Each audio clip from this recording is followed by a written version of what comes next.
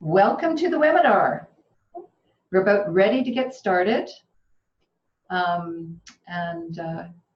Here we are in sunny Calgary. It's sunny today, and we're going to talk about building the passive house way. I'm Kim Walton, and this is Frank Crawford, and we're going to do this presentation for you this afternoon. Welcome all. My name is Frank Crawford, as Kim said, and welcome all. And thank you for your interest in energy efficient building and passive house. So today we're going to talk about how we can build some of the outlines of how we build passive house buildings and how you can save up to 90% of energy savings in a new building or a renovation. Alberta Passive House is a pretty new organization, Passive House Alberta Foundation, and you can read on your screen what the vision of this organization is. Passive House is an international building standard. This organization is going to focus on getting passive house everywhere in Alberta. Passive House was born in Canada. It's based on research by CMHC and Energy Mines and Resources, and it was perfected in Germany with German and Swiss physicists, and they based their programs on the HOT 2000 modeling program. Now, what happens with passive house buildings? Passive house is not just about houses, it's about buildings. And what happens when buildings are built properly with a passive house method, the buildings themselves help improve the comfort in buildings, the health of the people inhabiting the buildings and the durability, as well as dramatically reducing the requirements for energy for operations. So that sounds great, and we wonder why everybody doesn't build this way. And to be honest, this was this kind of building method was something that I had started very early in my practice, and this is me in the early 80s preaching the gospel of integrated greenhouses, and I've been building and designing buildings this way for a few decades now. In the early days of building sustainably, building energy efficient buildings, we used a lot of glass. And this method was called passive solar. That is not the same as passive house. Passive house really stresses using less mechanical equipment. Certainly using passive solar as part of the design methodology, but not using this much glazing.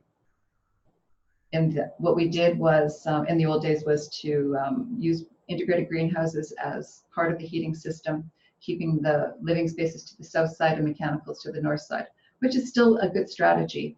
But as time went on, we learned that we could get rid of the greenhouses and just incorporate more south glazing and make houses pretty darn comfortable. This particular house that you're looking at was designed and built before I was ever exposed to passive house, and it is a comfortable house, and it performs quite well. But we got to this point by using experience and a lot of guesswork. What happened was, after doing this for a few decades, I took a course in passive house, really thinking I knew it all, and learned that there was a much better way and a way of really making sure that the buildings that we're building are going to perform the way that we expect them to. One of the most important parts of building in terms of passive house is integrated design. So as opposed to the old ways, the over the cubicle design, where everyone designs in isolation and then the contractor figures things out on site. If you're building to minimum code, the problem is that the buildings are certainly safe. We have excellent codes in our country for building, but in terms of energy efficiency or comfort, that is a place that code does not do such a good job. So if houses are built to code, they are not necessarily very comfortable. And in this graph, you can see a few different building standards and how they fit within the efficiency and comfort levels. But pH is outstanding amongst all of them. It's optimal in comfort and efficiency. So how do we get there? We integrate all the components of the building, and they all become part of the building assembly.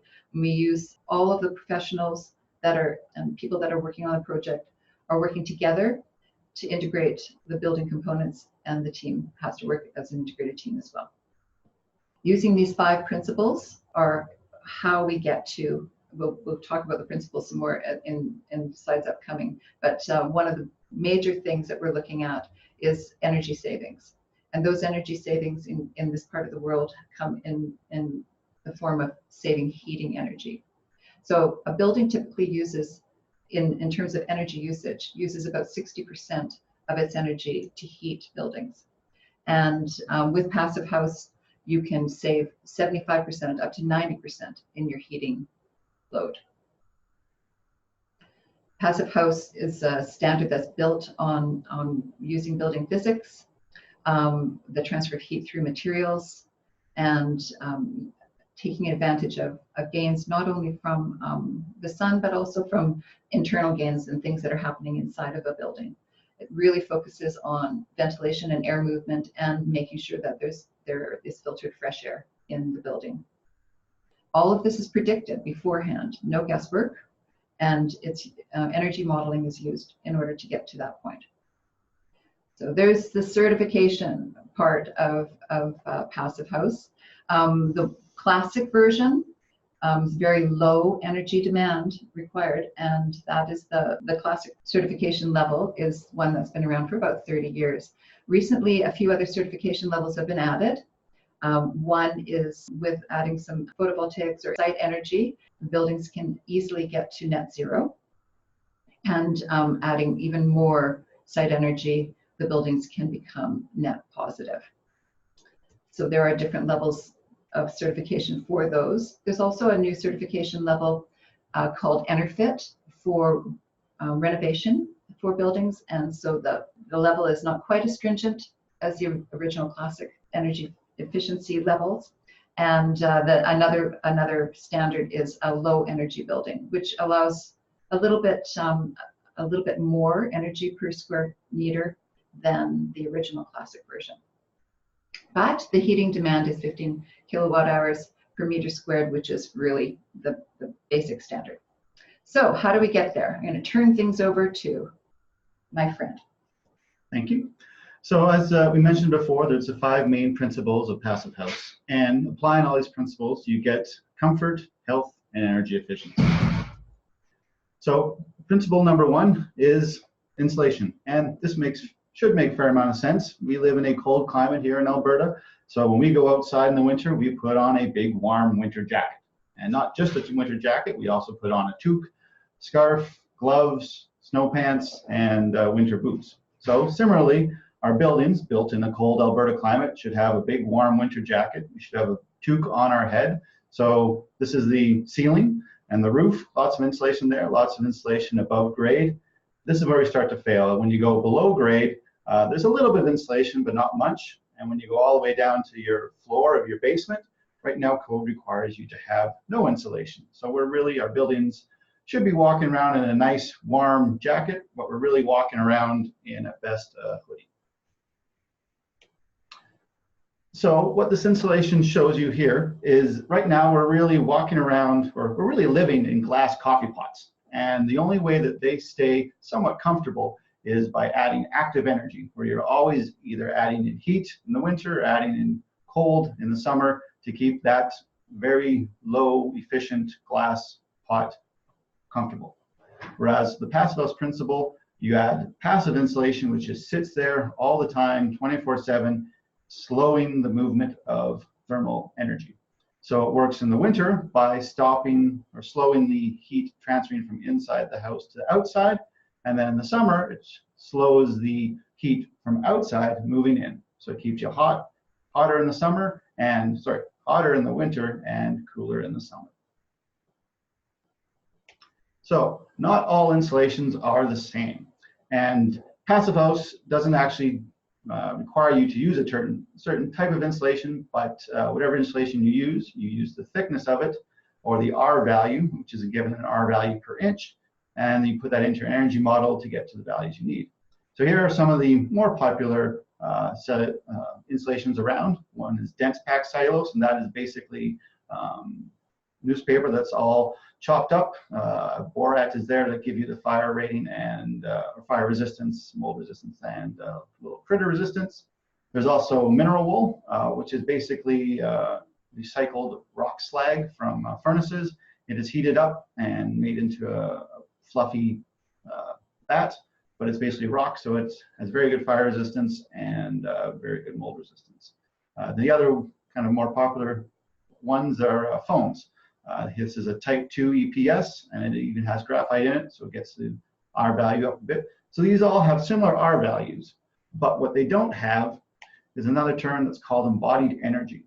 So embodied energy or embodied carbon is basically the amount of energy, the amount of carbon that is released before you even move into your building.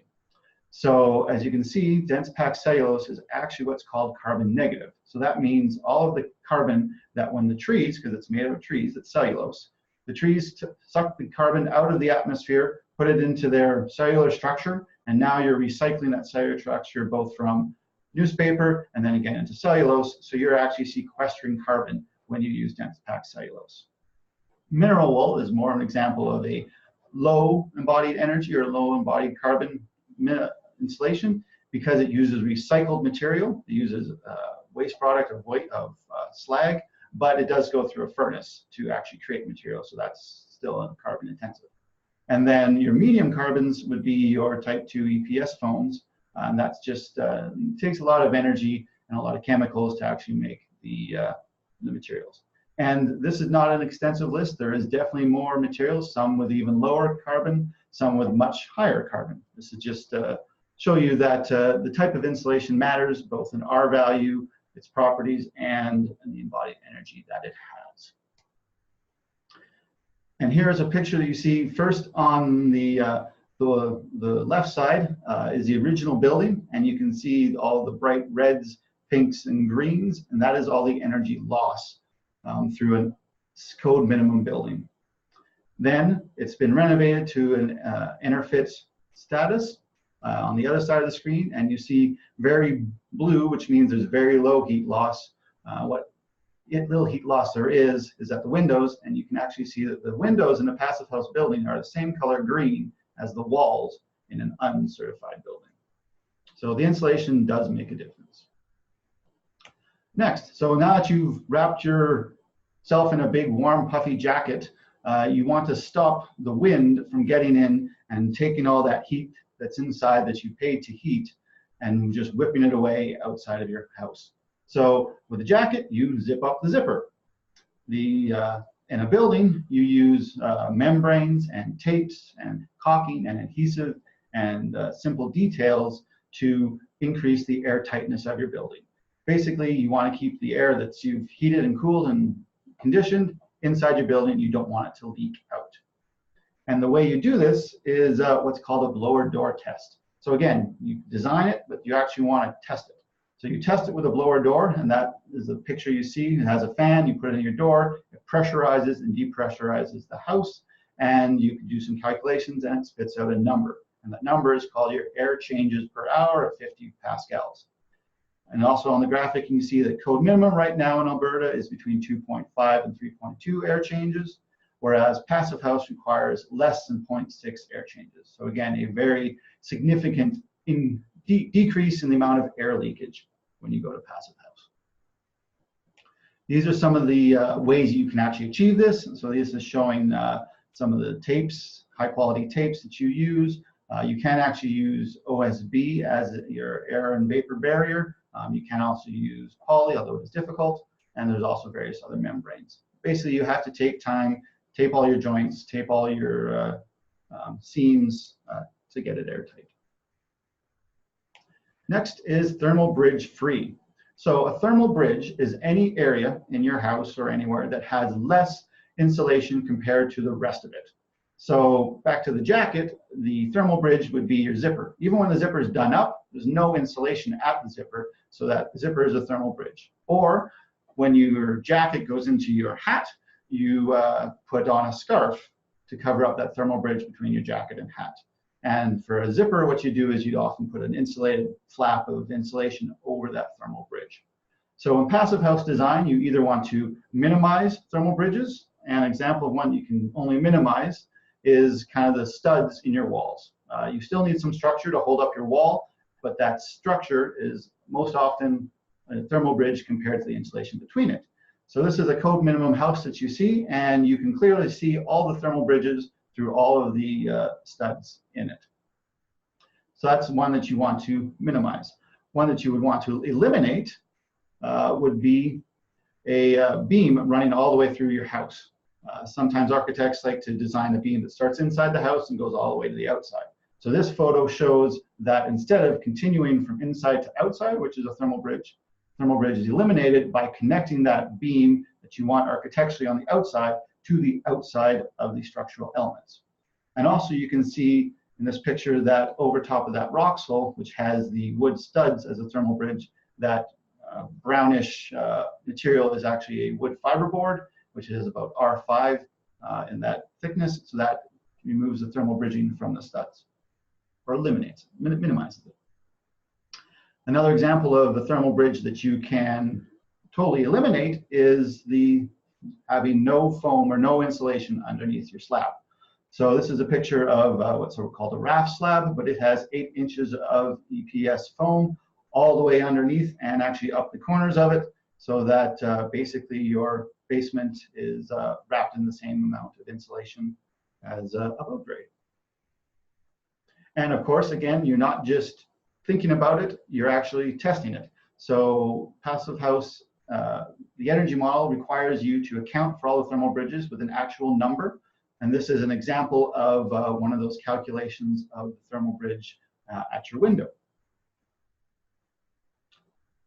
The fourth principle is windows, and windows are actually a thermal bridge when you compare them to the walls that they sit around.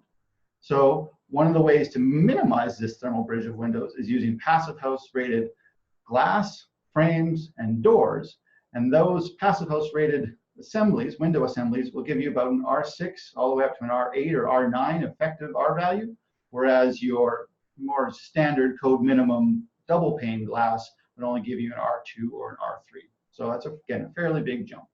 The other advantage of Passive House rated frames is they are often 10 times more airtight than an unrated frame. Again, you're keeping more of the heat and more of the air inside your building.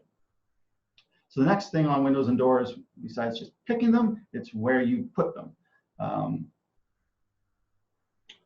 And again, this is again testing it. So this is what a Passive House certified frame analysis looks like. You can get U values down to 0.6, which is in your kind of R8 range. So after you've picked the high quality windows and frames, you put them in the correct location. And generally speaking, Alberta is cold, but it's also very sunny. So we want to put more of our windows on the south side so that we can harvest that low winter sun into the house.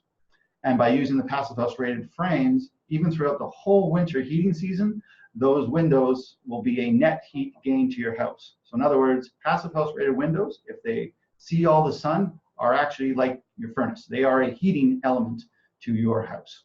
So in addition to being letting light in and letting air in if they're open, they are a heat source. That's the south windows. So obviously the north windows don't really ever see any sun, especially not in the heating season. So you want to minimize the amount of windows you have on the north side. And then the east and west sides, you want to minimize those even more than the north, or even eliminate them, because what you can't do with east and west windows is shade them. So if your house is currently overheating in the summer, one of the main reasons it is because your south windows are not shaded. So now that you have a very airtight building, if you don't shade your windows in a Passive House, you will overheat.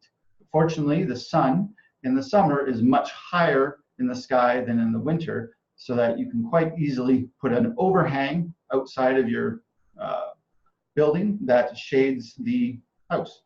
And this kind of makes sense. In the summer, if you stand under the shade of a tree, you're cooler than if you're standing in the sun. So really what we're trying to do is make our houses stand in the shade in the summer.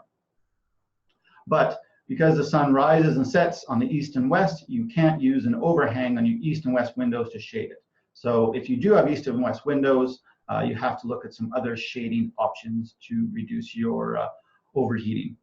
And again, all of this is put into the energy model and optimized for the climate and the location. So now that you've built a super insulated, airtight, thermal bridge-free house, you can no longer breathe air through the cracks in the walls, which is really what you're doing now, especially in the summer when your furnace is off. There is really no airflow through your house, unless you have what's called an ERV or an HRV. So an HRV is a heat recovery ventilator. And what it does is it takes the warm but stale and humid exhaust air out of your house, and it mixes it with the incoming fresh, cool air in what's called a heat exchanger, and it exchanges the heat into the fresh air. So basically, instead of just exhausting all that warm air out of your house, you're extracting the heat from it through the heat recovery ventilator. And what you can also use is a enthalpy recovery ventilator, or an ERV, and that extracts both the heat and the moisture. And Calgary and Alberta is a very dry climate in general, so retaining some of that moisture that otherwise would be lost is an advantage in our climate. So by using this HRV, you want continuous, filtered, balanced, and commissioned fresh air. So the continuous means that it's running 24/7, all day, every day, summer, winter, fall, all the time. You're always getting fresh air into your house. The filtered is where you put a filter in that fresh air stream, and that filter, depending on the quality of the filter, will filter out definitely all the allergens, all the dust, all the pollen, all those other kind of big contaminants. And then as a high enough quality filter, it'll also filter out the smoke that we are experiencing more. So that's what the filter does. And you also put a lower quality filter on the stale air or exhaust side, and that keeps kind of the pet hair or the dander or any other contaminants from inside the house from going into your heat exchanger and kind of clogging up, because it's a fairly small openings. So that's filtered. Next one you want to be is balanced. And what balanced means is the same amount of air that you're bringing into the house, you're exhausting the same amount out. That's balanced. And the reason you want that is if you're not balanced, especially if you have more exhaust than supply, you're exhausting more air, so that difference has to be made up somewhere. And it's still made up through the cracks in your walls, which isn't the best because you're pulling the stuff through the walls. But it's even worse is if the cracks are in your basement floor, then you could be pulling more radon gas up from the floor and into your house, which we don't want. So that's why you want balanced, or possibly even a little bit net positive. But basically balanced is best. And the final thing is you want to be commissioned. And again, this is checking.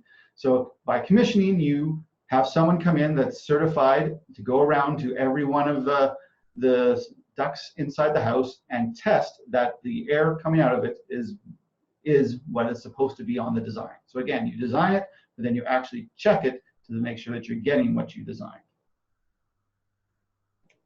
So this is a picture of a ceiling, and what it shows is one of the more common ducts or diffusers and the pipe that's running to it. So what you do is you ensure you have distribution to all the interior spaces. Generally, you supply the air into your living rooms and bedrooms where you're kind of living, so that's where you get your continuous, filtered, fresh, and conditioned air into your living spaces, and then you exhaust from your bathroom and your kitchen. So that way you're exhausting the more contaminated, smelly, more particulate air right out of your house. Whereas now, if you have a supply air, probably from your furnace in your bathroom, you're blowing those stinky smells throughout your house, whereas in a passive house, those smells always get exhausted out and don't go everywhere. And also by using the passive house rated equipment, you have minimal detectable sound outside of the mechanical room by using sound dampers. So these are kind of what some of those mechanical HRV and ERV systems look like. And in our cold climate, what we need is it's called preheat or defrost. If we didn't have either of these, there is enough moisture that's coming out from the exhaust, it would actually freeze your core up, and then your unit would stop working. So you either need an inline electric defrost, or you could use what's called a ground source geothermal, very shallow geothermal defrost to preheat your air so that the core doesn't freeze. Some machines have an internal electric defrost, some can have the external one. And then another thing you can do is once it has gone through the HRV, it's collecting up between, for a passive house rated, between kind of 70 and 92% efficient. So it's coming out at maybe 16 degrees. But that's obviously not quite enough to heat your house. But you can also quite easily add a post heater, either with a domestic hot water loop or again, electric resistance heater after it comes out of the HRV to heat your air up some more. And quite oftentimes this can meet most of your building's heat requirements in all but the coldest days. So again, these are the 5 principles, and you can't just pick 1 or 2. They all have to be applied. They all have to be put into the energy model. They all have to be tested on site. And this is how you get all of the results. So one of the first results is you don't need a big fancy mechanical system. So as you can see here, a long time ago, we just kind of lived in teepees or very simple houses. We had a fire, and as long as we were by the fire, we were comfortable. Then we started building with stone and bricks, and again, no insulation. If we had a fire, we were somewhat comfortable. But then we wanted to be comfortable, but we didn't make the envelope any better, the air tightness, the insulation, all those principles. We didn't apply them. So the only way to make us comfortable was by making a very complicated mechanical system that was prone to breakdowns or never really worked or was just very complicated. But now with the passive house method, we have a better building envelope, so we don't need as much heat or energy to keep us warm, so we can be reduced down to very simple mechanical systems to run that building. So again, simple mechanical systems, less maintenance, less cost in the long run. The next benefit of all this is being quiet. So you have that big insulation. That insulation stops the sound. You have your air tightness that stops the sound. So this was actually at my house during a thunderstorm. With the window closed, it was kind of 20 or 30 to 40 decibels, which is a whisper to very speaking quietly, and up to 45 decibels in thunder, which is still kind of what your average normal sound is. When I opened that window to see what else the weather was like outside, it jumped all the way up to 55 to 60 and 75 in a thunderstorm. Another example is that when the doors, windows, and everything is all closed in my house, I have a train running 2 blocks away and we don't hear it. But if the door is open, we hear it, and I know I hear it because my little kids always run around and saying, "Train, train!" So really, it cuts down all the noise. It's very quiet. Over the years that we've lived here, we've noticed that the air quality is significantly better than our older conventional house that we used to live in. So as an example, during the fires that were in Alberta last year, we closed all of our windows and everything else, and we're running the HRV at a relatively high rate to filter out all the ash and everything else that was in the air. And our air quality was significantly better inside than outside. The other thing is that you can turn the HRV down onto low in the summer, and it's really nice because you can open up a lot of the windows and get a lot of the fresh air inside of the house, and close them up during the nighttime, and the house reacts really well, and it's good temperature in the morning. The house is modeled in terms of heat and how it insulates. That if it's a -30 day, it's -30 outside, it's 18 right at the window, and it's about 20 degrees in my space. And that's nice, that's great to know. However, from a functional perspective, when I live in it, if I was to close my eyes and I go from being at the wall to being at the window, back to the wall, I can't tell the difference. If I'm sitting at my dining room table, which is right in front of the window, I will never feel a draft. And that's the type of comfort that I really enjoy in this house. Particularly because oftentimes we've been at other people's homes in a kitchen, same design, and you're uncomfortable, you need a blanket, you need a sweater because there's a constant draft traveling across your back. And so that's another one of those pieces that it seems so small, and yet it has a really significant impact on how you enjoy the space you live in. You can tell from the video that Kit and Anya find their house pretty comfortable, and that is one of the real tangible benefits of experiencing a passive house building and or a passive house. We were just having a discussion today about people who do live in these types of houses and how they find it pretty difficult to even visit other people in their houses, never mind moving out of their houses. So there's a real positive impact in terms of fresh air and the constant fresh air in the buildings on health, and both physically and mentally. In terms of building science, using good building science and building, these buildings are really durable and really resilient. The building science uncompromising. Everything is predetermined before the building goes up. So the two images that you see here are not passive houses. The one on the top, the air sealing was not attended to, and you can see that the warm, moist air has hit its dew point at the insulation and condensed and started some black mold. The second photo near the bottom, same kind of thing, where there's black mold already, some black mold that would have been hidden behind insulation, showing up because air sealing was not done properly. Integrating the 5 principles of passive house prevents this kind of damage and really leads to long-lasting, forever building. One thing that we should be concerned about is energy security. Energy, because if power goes out and you are in a passive house or passive building, you won't be concerned about being cold, and you will not be worried about the water freezing. And the other thing about being in a really well-insulated building is that you know that you will be protected from energy cost spikes, and that the building itself, because it will be less stressed, will actually last a lot longer. The building itself will not, a code building usually loses its value as soon as it's built. But this is a game changer. These buildings will maintain or increase in value as time goes on because they are just that good. So as energy codes continue to become more and more stringent for energy requirements, you will know that if you've built passive house standards that you will be code compliant now and in the future.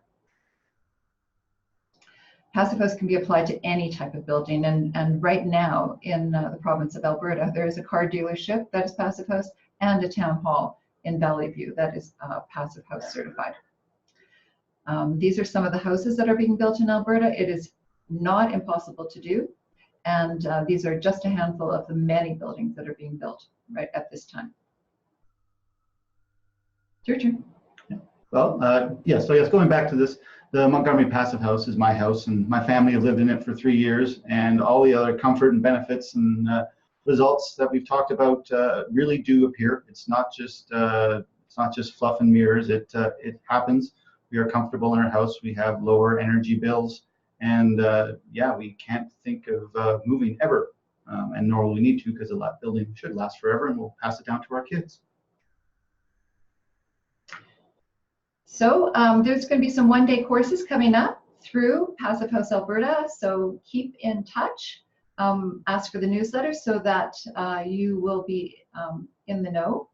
And we'd like to thank our sponsors. Are we doing that now? Or, yep. And then we'll take some questions. So major sponsor is Energy Efficiency Alberta, putting our carbon tax money to good use. And these are some of our other sponsors. So again, this is just a snippet. It's not all the answers or all the questions, but hopefully you are interested enough to take our one-day courses, which will be coming up in the fall. There's the info to stay in touch. And if you start typing in your questions, we will do our best to answer them right away. We've got 1 or 2 questions coming in. The one that always comes up first, yeah, is what does passive house cost? And the answer to that is it depends. So if you're over the mountains in Vancouver, where they have a much warmer climate than us, and actually their codes are, from an energy efficiency point, more stringent than us, the upgrade to passive house in the BC area right now is only the 3 to 4%. But once you come back over the mountains to our colder, drier, but sunnier climate and our less stringent energy codes, the upgrade to passive house is kind of in the 5 to 15% range. And the reason that range is so large is a lot of your decisions in regards to passive house and energy efficiency start with the beginning and how complicated your house is. So if you keep your house as a simple rectangle, you don't have many corners, you don't have a lot of complicated details, then the cost increase to go to passive house is less. Also, if it has good solar orientation and can really take advantage of the sun, it's not shaded by adjacent buildings or trees, that also will reduce the cost.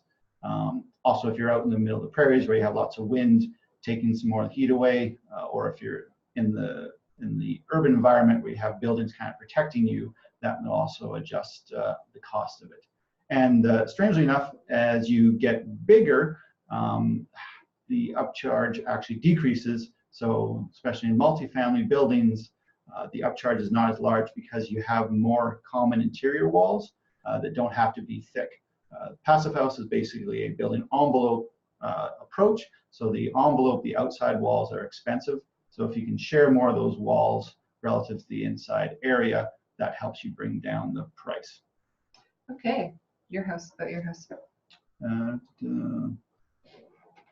Was your home in Montgomery a new build or a retrofit? So my house in Montgomery was a new build.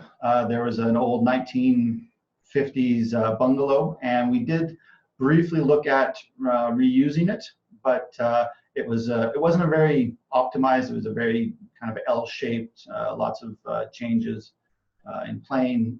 Wasn't a very good layout, and again, with a retrofit, it's very difficult to insulate under the slab. So we started brand new and built it up from there, and it was modeled to meet the classic passive house principles.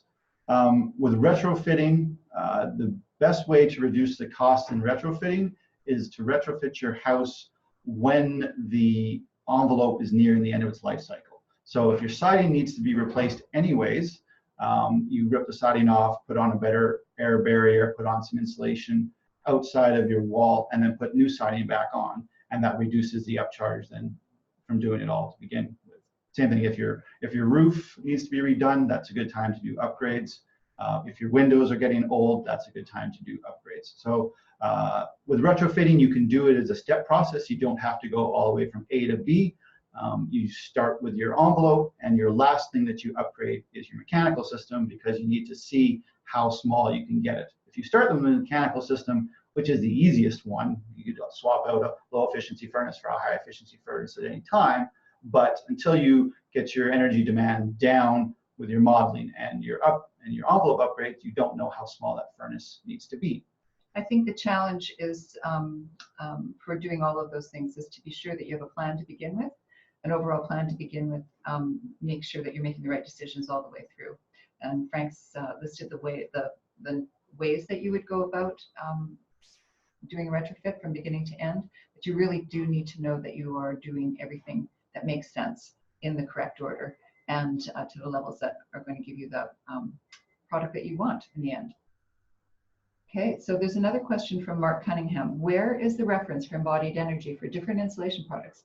And do those numbers reflect the cost for first making any recycled goods like paper costs energy to make from trees, or why is it negative embodied energy even if it is recycled? Okay, so we took our embodied energy reference from the work of Chris Maggood, and we will reference his website and where he has everything posted in the notes to this webinar when it gets posted. But if you just search embodied energy and Chris Maggood, you should come up with it. And yes, it does. Embodied energy is basically everything up to you start occupying your house, or actually, sorry, till the material leaves the gate. So it's the extracting the materials, it's processing into the whatever material it gets processed into, and then it's leaving the gate.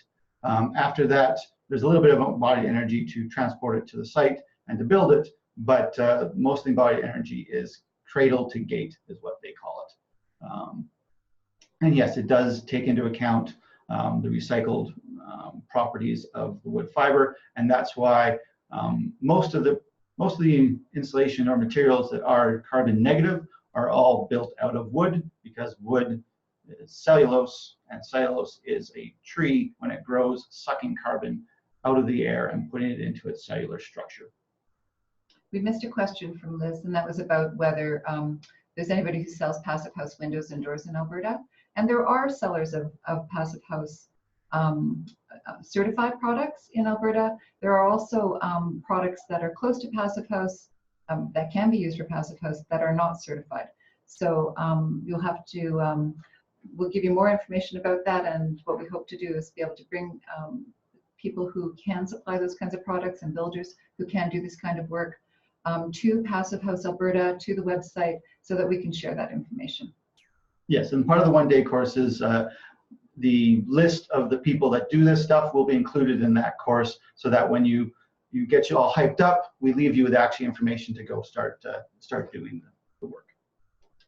In terms of the types of buildings that can be made into Passive House, it's pretty interesting, the types of commercial buildings that really benefit from this kind of building.